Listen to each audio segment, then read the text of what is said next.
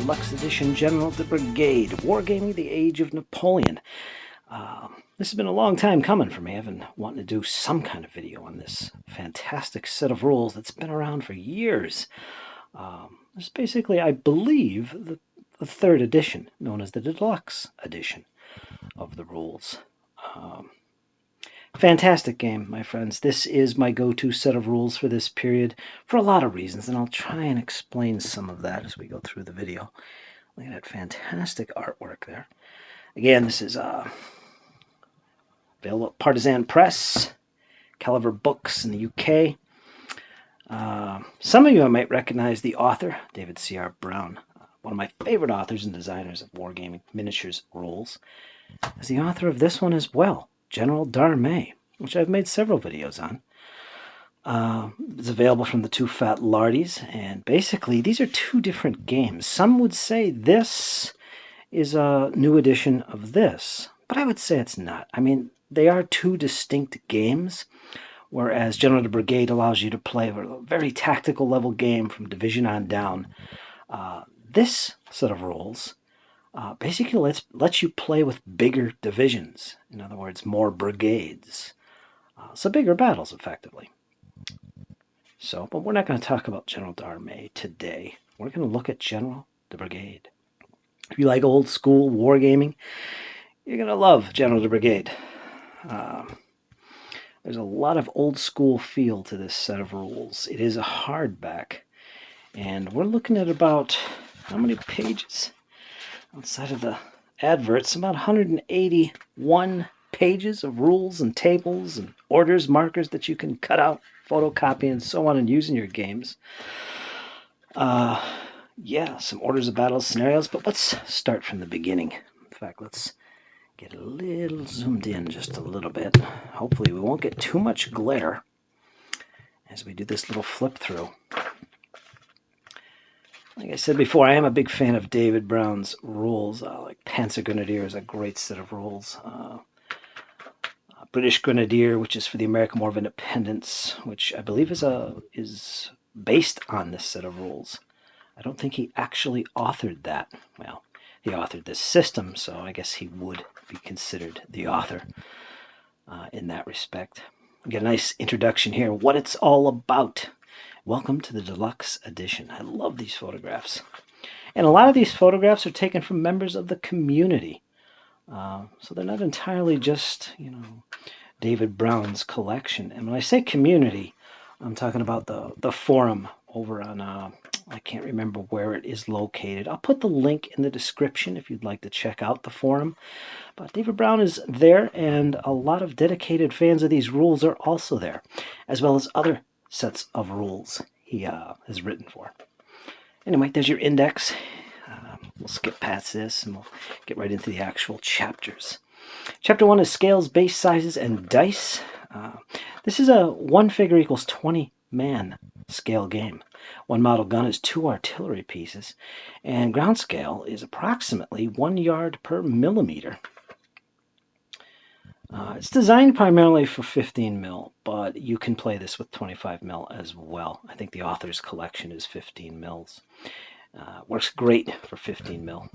In my case, I've used 10 millimeter figures using 15 millimeter base sizes and distances, so it works fine for that. And he does discuss how the game works depending on the figure scale you're using, like 15 millimeter figures here and 28 or 25 millimeter scale figures over here. So he does have you covered whichever scale you prefer.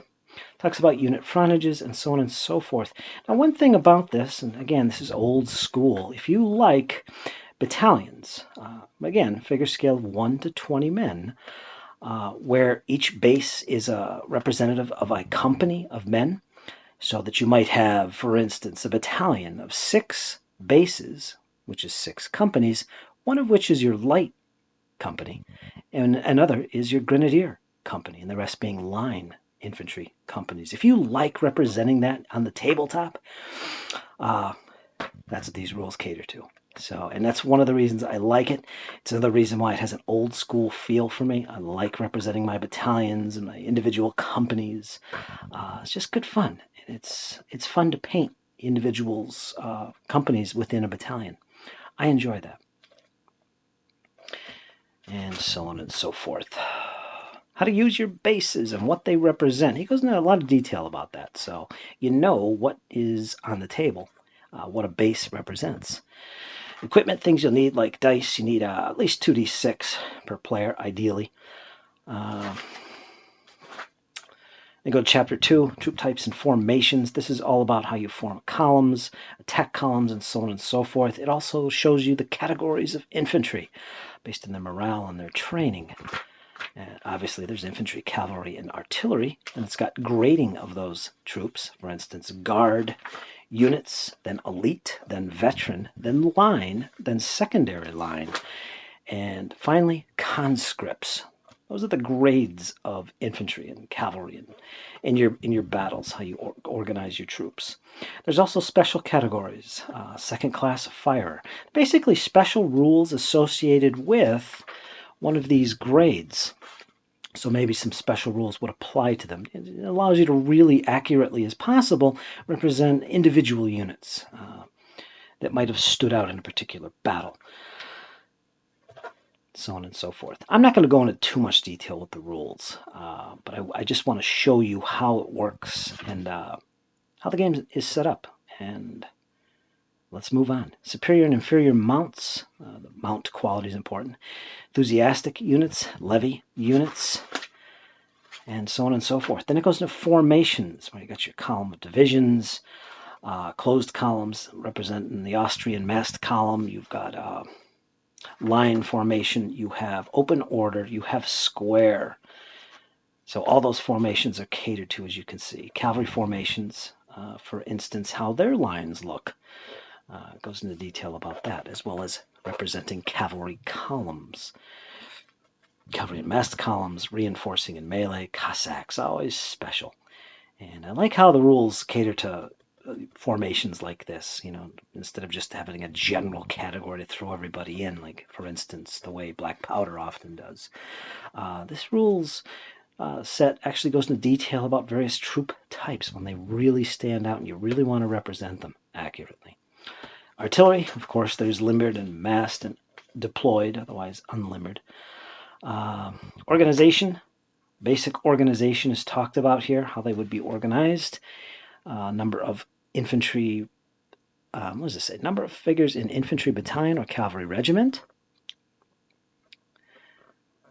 This is for France. And then it goes to the number of companies or squadrons in a unit, based on the time period and so on and so forth. And finally, number of figures in a company or squadron.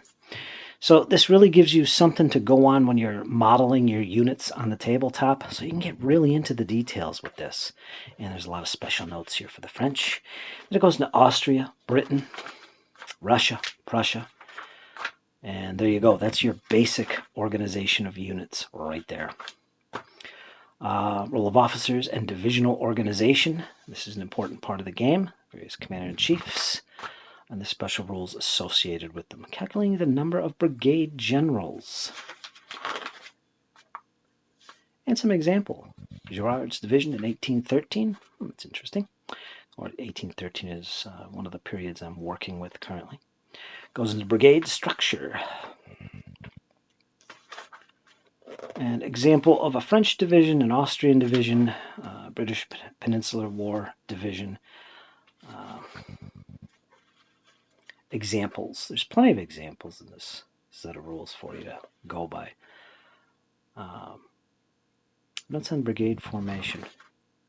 So one thing I will say, these first 3 chapters here, if you really like to tinker with your orders of battle and your scenarios, building scenarios, this really gives you a lot of choices and things that you can do to best represent them in a given battle or in that particular scenario. And I like that. Again, that feels very old school to me. So you'll get a kick out of that. Next chapter is game setup and game turns. One thing I should say, this system does have a point system. I believe it's available in one of the scenario supplements, but normally we don't use points in this, although it would be helpful in some one-off games and to set up a scenario. Normally you don't do that. You don't need that. Usually players like to set up their own scenarios, or historical or quite possibly fictional scenarios, and go from there. But like I said, it does have a point system if that's what you're interested in. Tells you how to set up your game, initial deployment of brigades, optional fog of war deployment cards, which I've never actually used these. I do play solo, so I haven't had much use of them. But we'll see. It does actually represent fog of war with cards where units move about and can be revealed. I believe General Darmay has a similar system. Spotting and revealing fog of war cards, movement of the fog of war cards, then it goes into the game turn, how it's structured, and so on and so forth. It starts with your initiative phase. Yes, this game does use initiative. And here we go into the section outlining the actual game turn. I suppose we should look at this a little bit. And starts off with the initiative phase, establishing the phasing and non-phasing players. Goes into compulsory movement phase. This is simultaneous for both sides.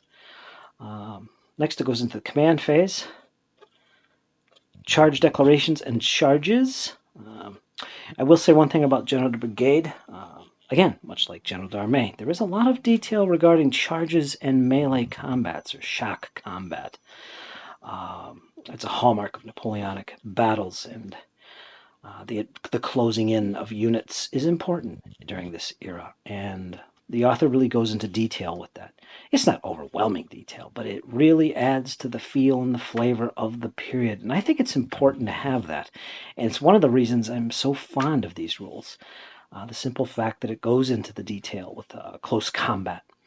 So yeah, there is that. There is a separate section for charge declarations and charges. Then it goes into normal movement, which follows the charge declarations and charging. Next, we go into shooting, which is firing. Then we go into melee and pursuit tests. This is simultaneous. Then we go into morale, which again is simultaneous. And that's your turn sequence, folks. Let me back out a little bit. And we're going to move on from this. Chapter 5 is Compulsory Phase. Compulsory movement is carried out prior to charges and normal movement after all no orders have been given. But the troops are still subject to charges, firing, etc. in the later phases. You got pushback, retreating, and routed units, cavalry pursuits, compulsory movement distances.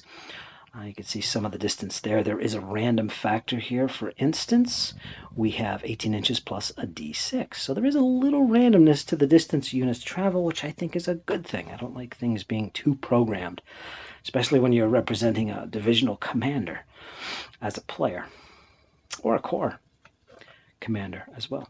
Talks about broken brigades, melee winners, post-melee compulsory, and so on.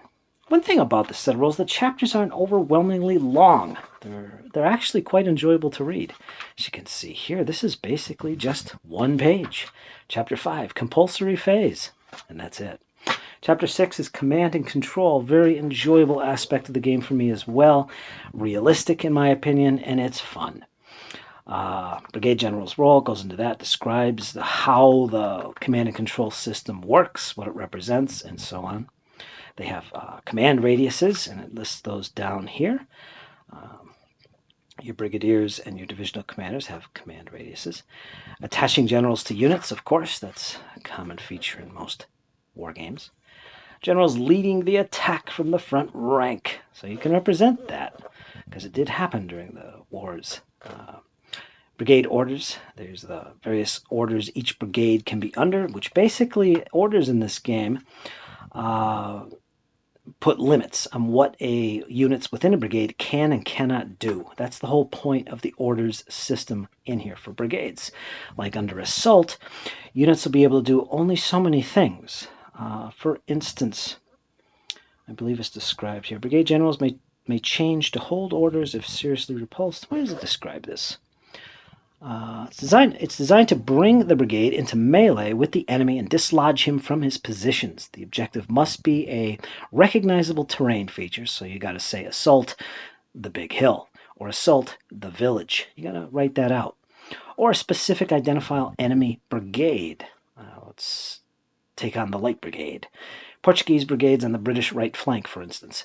Vague or very general orders, such as assault the enemy to the front, are not acceptable. The orders must be either written down or stated. All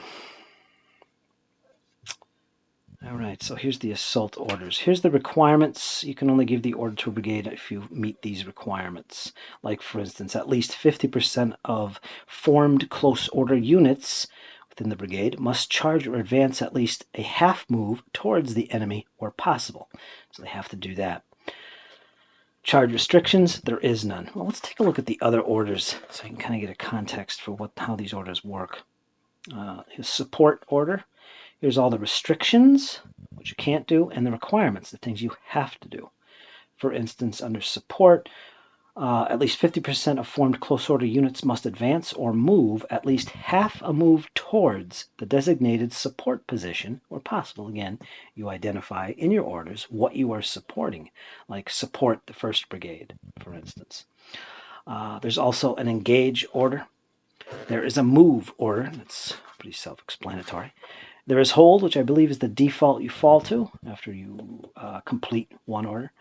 There's retire. You want your troops to fall back in an organized fashion. Then it talks about what the initial brigade orders are for your units. Changing brigade orders and CNCs changing brigade orders. CNCs being your divisional commanders normally, although they can be corps commanders as well. Change brigade orders procedure. How you do it. Basically, it's a die roll. Modified 2d6 score. You need a target number you have to meet, and there is some modifiers to that roll. You succeed, orders apply that turn. Otherwise you fail, nope, you got to wait it out and make another test. Command and confusion is always a possibility. Troops can end up panicking or lose their nerve, that kind of stuff. So there's risk to changing orders on the fly like this. Brigade General Initiative. And here it goes in those, losing your nerve and things like that, creating new brigades in a battle during the fight, assuming command of leaderless brigades. Lots of detail in here. So the command section, the command chapter is actually quite extensive, covers all kinds of fun things for your battles. I think you guys get the sense that this is a very tactical game. I mean, as a divisional set of rules, you're getting a lot of rich, flavorful detail for your battalions and your brigades, regiments, and also your division. So you're getting a lot of fun details in your games. Another reason why I like it so much. And here's where we're getting into some really good stuff, the charges. It defines them. The rules are pretty tight in this section. You're getting a lot of detail, and it really covers charges extensively. Again, here's your command radiuses. I'm not going to go into too much detail about this, but this is a detailed part of the game. It is the most enjoyable part of the game. We talk about charge requirements, charge restrictions, infantry charge restrictions, cavalry charge restrictions, skirmisher charge restrictions. Skirmishers may only charge other skirmishers. That's basically the only restriction. Talks about skirmish screens and charges. Skirmishers are handled pretty cool in this game. Instead of having individual units of skirmishers on the table moving around doing their own thing, or detached companies of skirmishers always in front of the battalion that's its parent, what happens is that each brigade of infantry produces so many bases, so many stands of skirmish infantry. It's based on how many battalions or regiments are in the brigade. And that produces a brigade skirmish screen. And basically all those skirmish bases stick together and they protect the brigade as a whole, really. I like that. I like it a lot.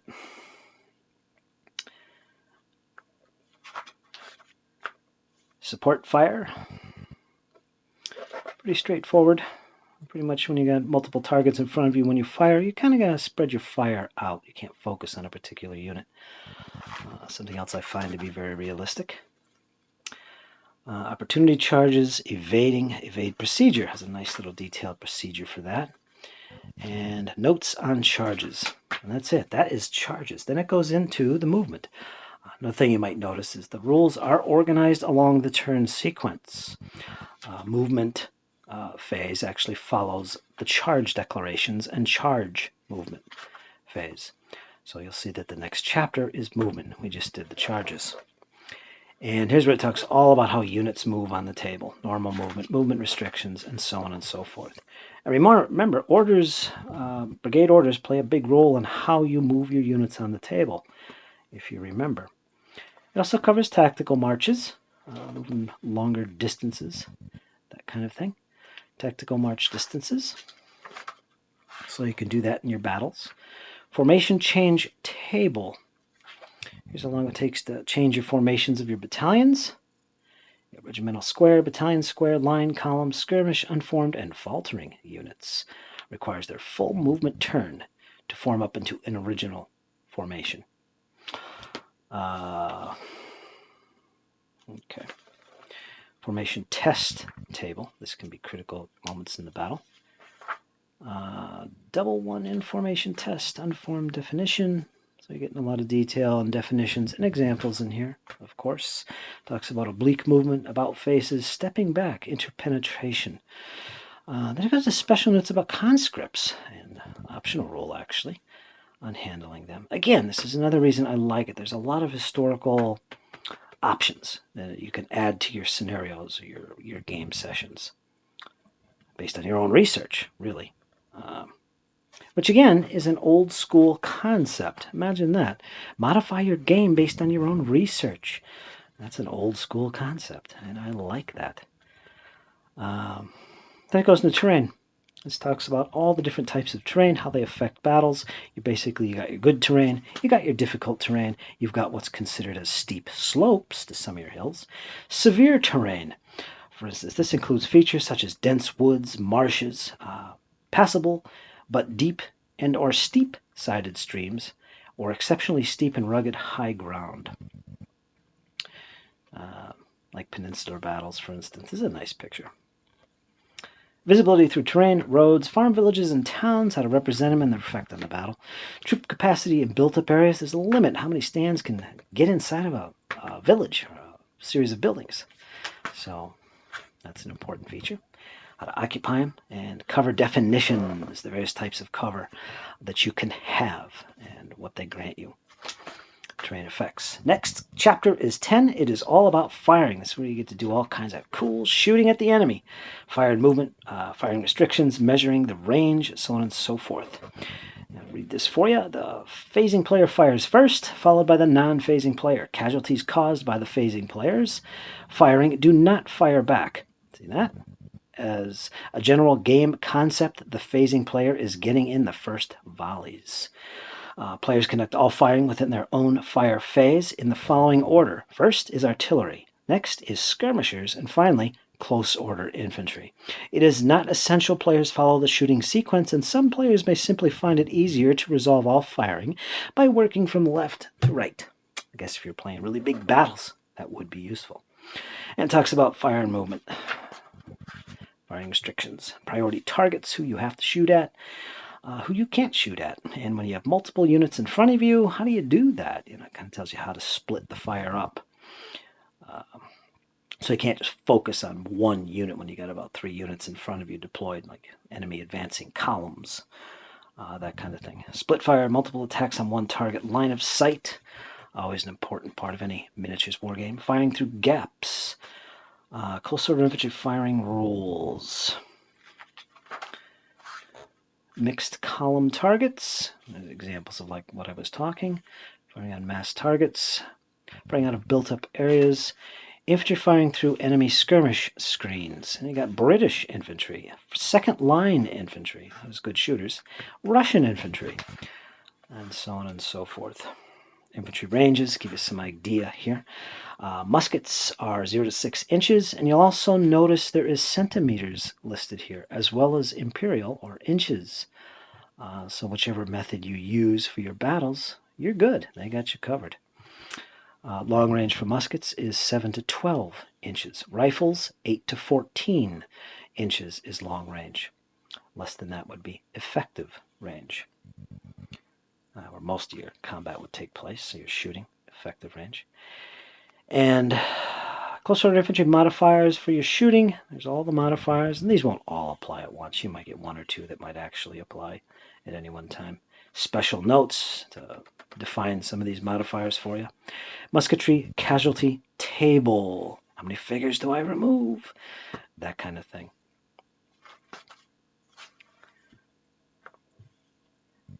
Open order. Artillery firing. Friendly units are too close to the enemy. Be careful with your battery. So it takes into account all kinds of interesting, unique situations, unique to the Napoleonic Wars, which again is nice. Another reason why I enjoy this. Firing overhead, firing through the enemy's skirmish screens. Again, like I mentioned, another great thing about these rules, another old school concept, is that you can feel free to change these rules any way you want. In fact, it's promoted in this set of rules. I know we live in a very commercial age where a company puts out a set of rules and all the players are expected to follow those rules, particularly with tournament play or club games among strangers, which is nice, which is good. But if you play a lot of games outside of tournaments and outside of clubs, if you do a lot of solo gaming or at your home with some friends, this is the kind of rules these are. They're geared for you. They're geared towards a player who not only enjoys the history, but likes tinkering with the rules to best represent certain things that to him are more realistic or more historical, I should say. That's what these rules allow you to do. And again, that to me is an old school concept, and I enjoy that. And I also enjoy that with other rules by David Brown, for instance, Panzergrenadier. And of course, General d'Armée, which I showed off earlier. Oh, rockets. You got to mention the rockets. Can't forget them. How to remove your casualties and represent them before you actually remove a base. You keep track of model losses. I guess if you mounted figures individually, you could actually take off individuals.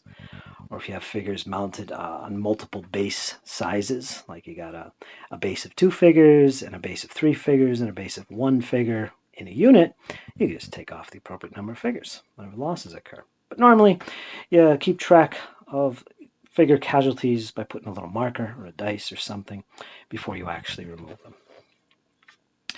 Notes on infantry and artillery firing. Always important stuff. These are basically author's notes when you see it in italics like this, and very useful and appreciated. Next, we got Chapter 11, which is all about skirmishers. It defines them. It talks about brigade skirmish screens, which I mentioned earlier, and there's some representations of them. As you can see, this brigade skirmish screen all stretched out, protecting its brigade. And here's another example. And yeah, there you go. By the way, basing in this system is typically your close order are in 2 ranks of figures, which is normal today. Skirmish units are typically based in 1 rank, but they can be based also in 2 ranks as well, like close order, because they have the option of forming up in close order as well, if need be. They can do that. And there's multiple ways to represent that. You can just put these bases together in a certain way, or you can have alternate figures to replace these when they are in close order, so they look more like this. Again, very cool, and I enjoy that. Reinforcing the brigade skirmish screen, that's where you send up troops from your line infantry and your battalions to fill in losses amongst the casualties in the skirmish screen. So not all of the members of a skirmish screen are going to be trained light infantry. Interesting. It goes into deploying them. General skirmish rules. It's again all about the skirmishers. Next, we got close combat and melees. Again, all the detail you would want for resolving shock combat, outnumbering the enemy, defending and attacking built-up areas. Fun stuff right there. Routing units. Dreaded double 6 during melees. Another fun feature of David Brown's rules is when you roll a double 6, it usually results in something bad or something good. It all depends on the situation and the set of rules, and this General of the Brigade is no exception. And there's a separate table for this when you do get that double 6. Sappers.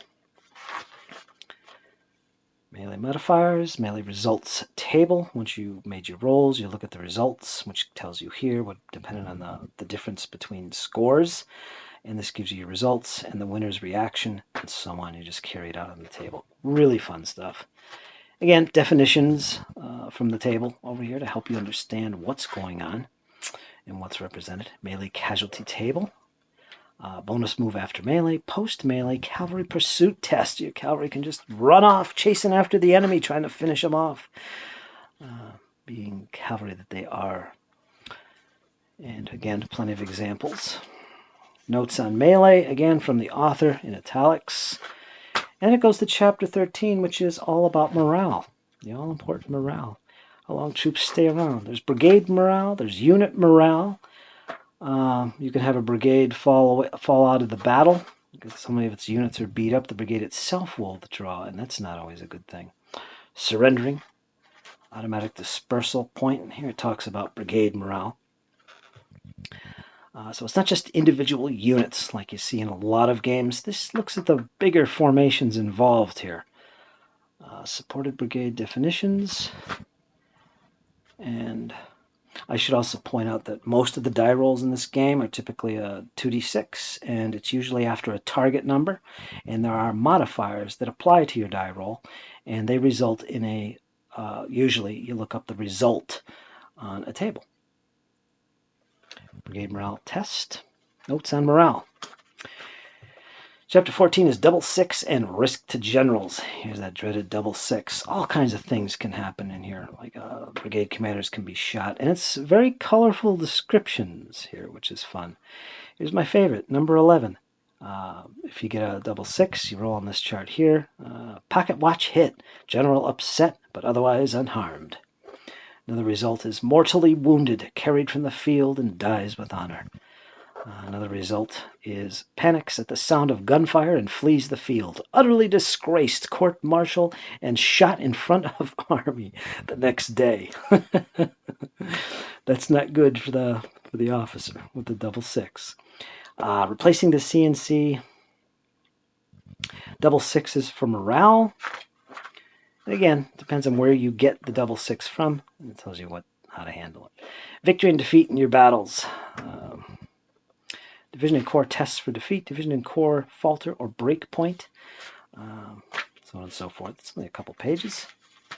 And then finally it goes into optional rules. A lot of good stuff to really inspire you on how you can represent various things historically in your games. How to represent battalion guns, cavalry charges by squadron. Some people are interested in that. Skirmish order cavalry, smoke. Redoubt and field fortifications, brigade morale, weather. The Ottoman Turks, special rules for the Ottomans, and there's a lot of them if you're a big fan of the Ottomans. And here's a cool one here. It's the War of 1812. Special rules you can use to represent Native Indians and American units and play out battles of the War of 1812. And finally, it goes into Chapter 17, which is how to play bigger games, core level games. Instead of focused on the division, you're adding the corps commander.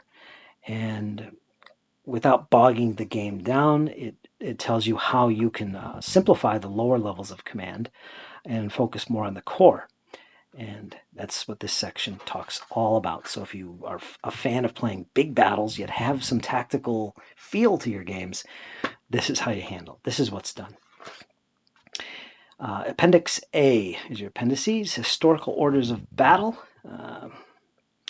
French, 4th Division. These are examples that you would find from actual orders of battle that you can use as a basis for creating your own scenarios.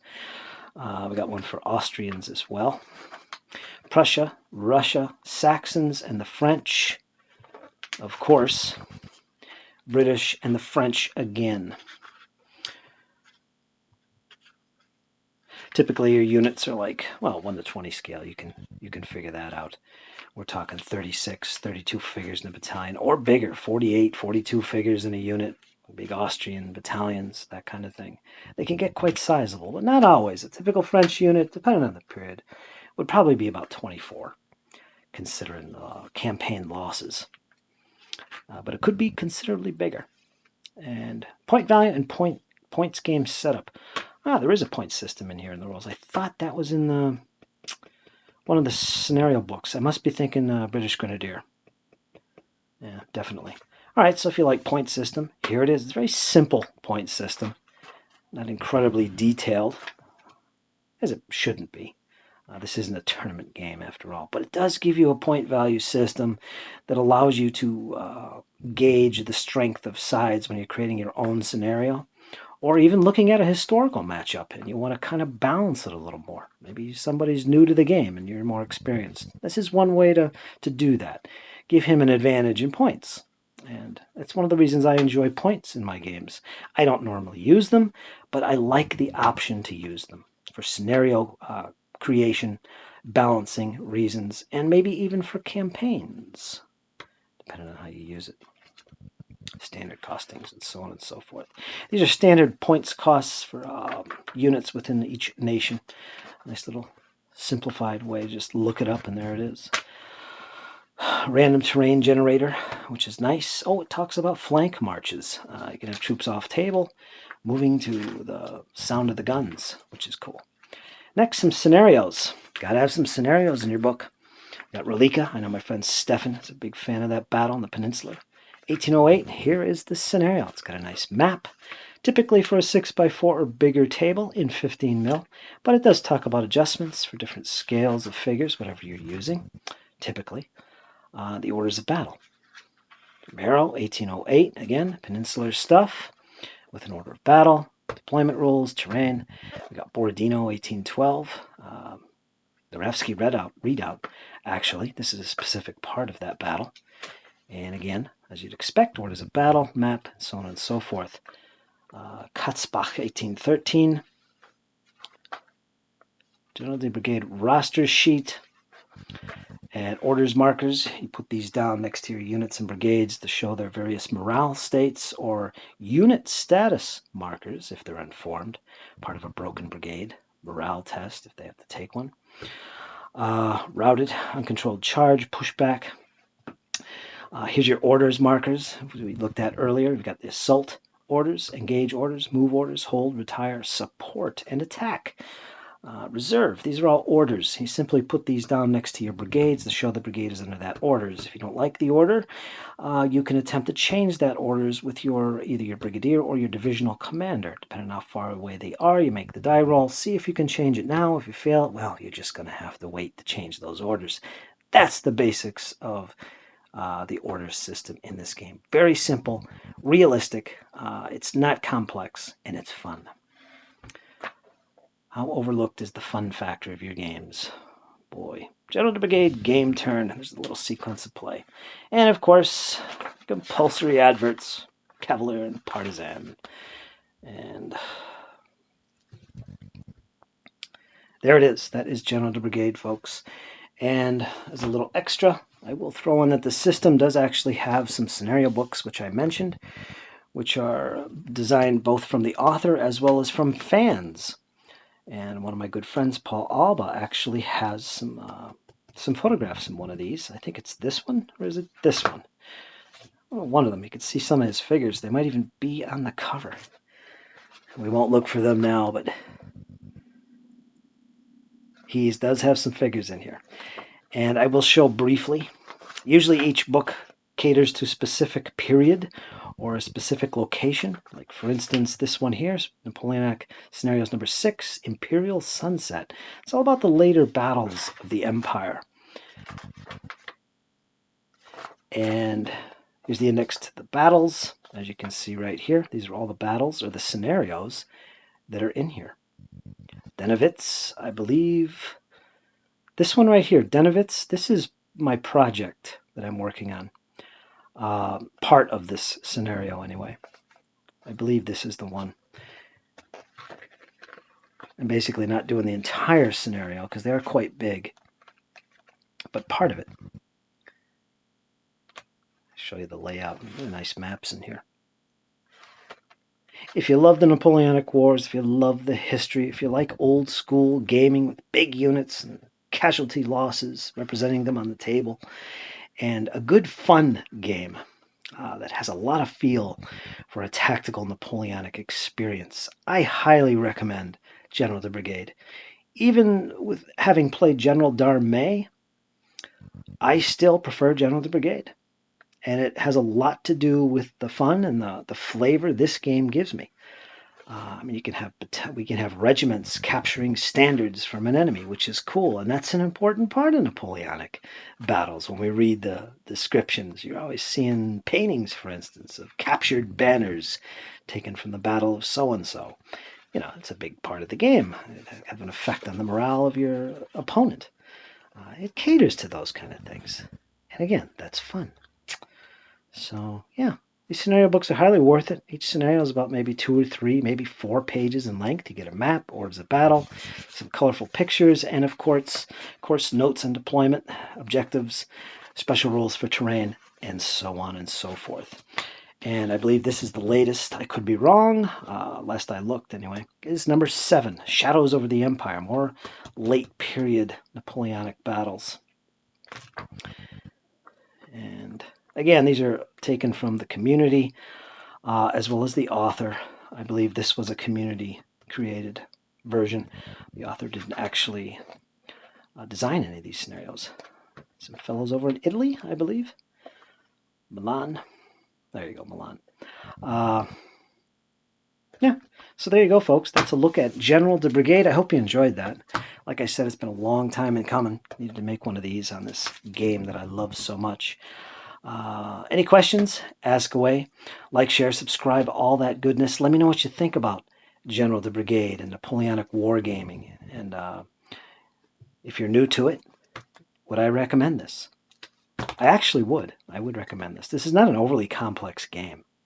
Not at all. But it has details in it where it should be, like in charges and close combat or shock. There's a lot of detail in there, but it's not the kind of detail that it's a bunch of different mechanics that apply. It's all universal mechanics, easy to remember and easy to resolve those mechanics. I hope you enjoyed. I will see you guys soon. Let me know, give me some feedback on this game, General de Brigade, any questions and so on. And hang in there, folks. It's only going to get better. Take care.